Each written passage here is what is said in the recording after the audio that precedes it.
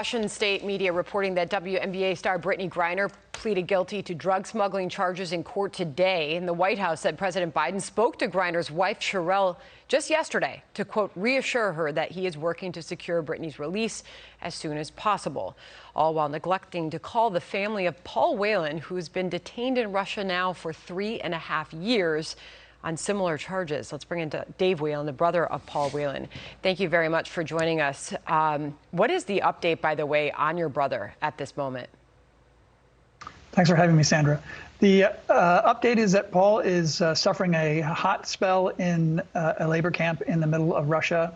The work has stopped. They're a labor colony, but the sanctions are starting to bite so that they don't have textiles and things with to actually make anything.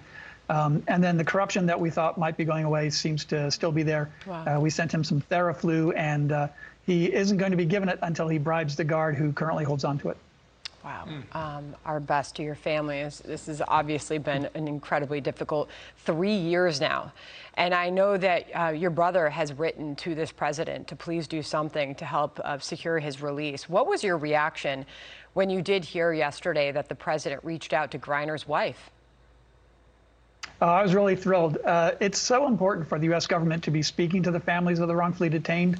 It almost doesn't matter who it is, so long as we are getting some sort of information that, A, the family member is a priority, and B, that there might be things going on. So I was really thrilled to hear that he spoke with Sherelle Griner. Your sister also speaking on your brother's behalf. This was on another network reacting. Listen.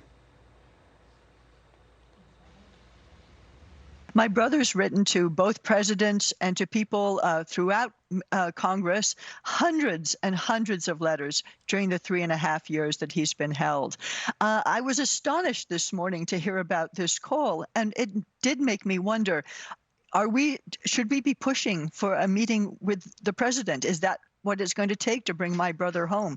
So do you see this uneven treatment on the part of your brother compared to how Griner is being treated by this White House?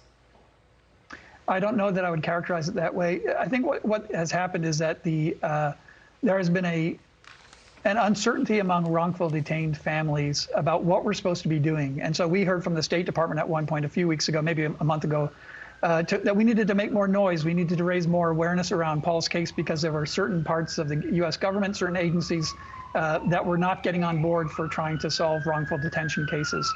And so you hear things like that from the State Department, or back when Trevor Reed was released, you hear that the meeting that the Reed family had with President Biden was dispositive. It sort of helped to get that release to happen.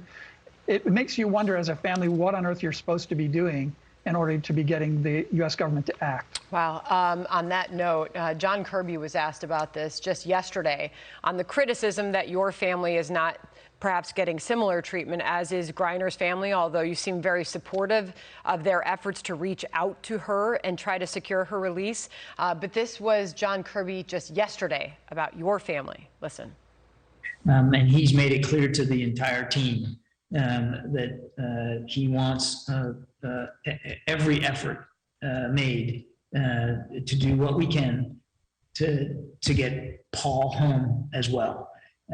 I don't have a conversation or a phone call to speak to today specifically in terms of the president, but as I said earlier, we have stayed in constant touch with Ms. Whalen in particular. I assume you had heard that, but I wanted to get your reaction to that. No, I hadn't heard that. And it's true that we have regular conversations with people within the State Department, people within other parts of those agencies. But it would be, I think we've heard a lot of talk, and it's been very supportive. The first 2 years under President Trump, when Paul was in detention, we didn't hear anything from the U.S. government.